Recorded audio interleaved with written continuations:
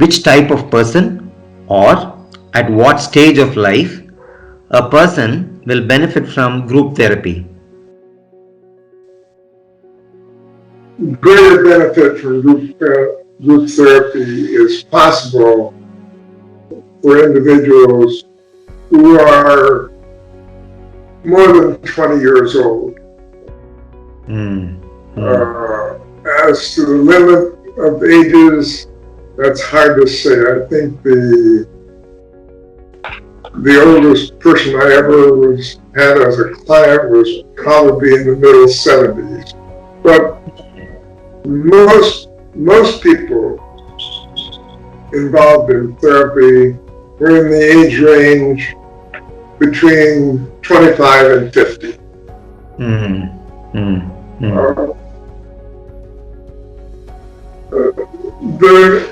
A person has to reach a point of a bit of maturity and realization that life is finite, and that they want to do something better for whatever years remain.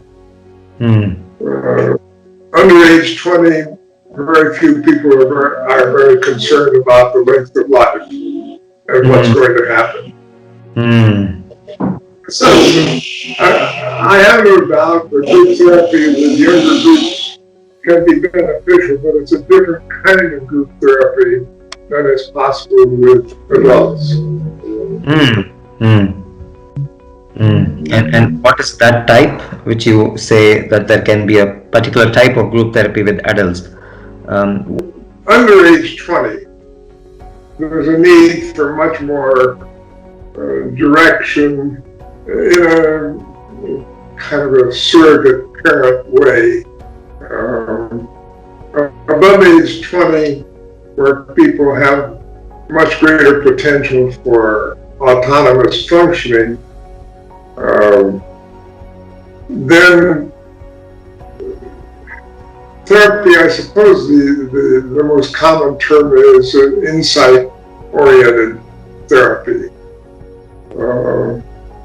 which means some kind of self-discovery and a decision to alter one's patterns of relationships.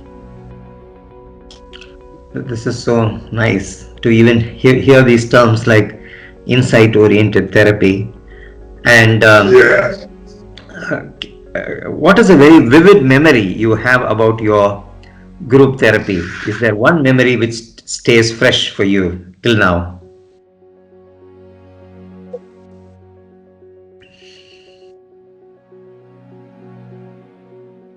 Yes.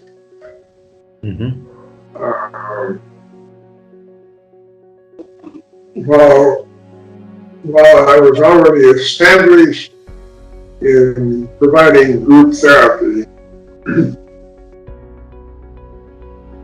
when a person came to me for treatment and asked the question, how long is this going to take?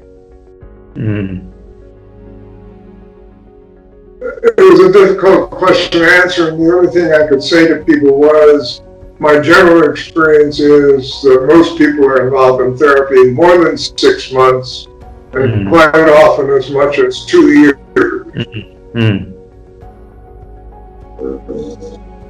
But as I gradually learned more about group therapy and reading the literature about beneficial outcome from psychotherapy in general, there was only one thing in those years that could be correlated with beneficial outcome, as rated both by the clients and by the therapist.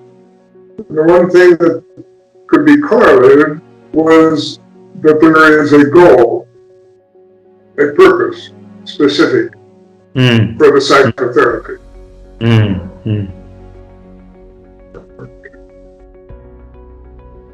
But it was not easy to work that out. I didn't have anything solid.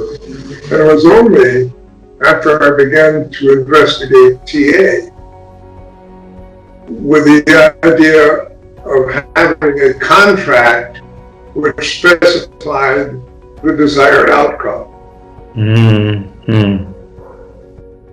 And when I made the change to using a contractual approach, I no longer had to ask the question, how long is this going to take? Because the answer was, it will only take as long as necessary for you to achieve your goal. Mm-hmm. What happened as a practical matter, however, was that I no longer had people who were staying more than 6 months. Mm-hmm. So it was beneficial in two ways for the client. One, they knew why they were there. It was a project, if you will, from their point of view. And we could stay focused. And when they did that, the total cost of their therapy obviously diminished.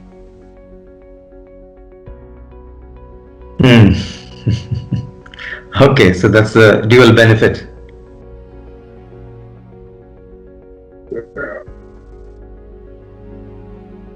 So for me,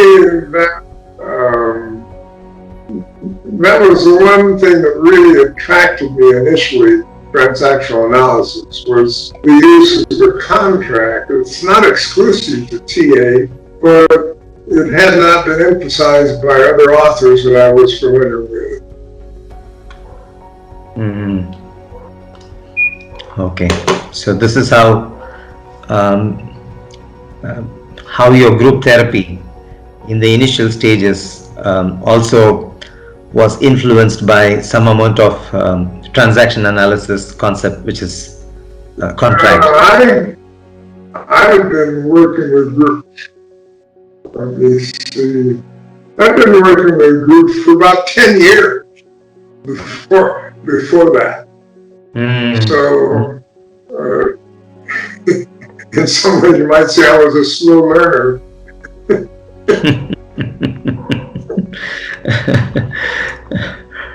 So that's very interesting about the group therapy, and I like the way you shared about the insight therapy and how 10 years even before TA you were working with groups, and how contracting also was very helpful, and yeah,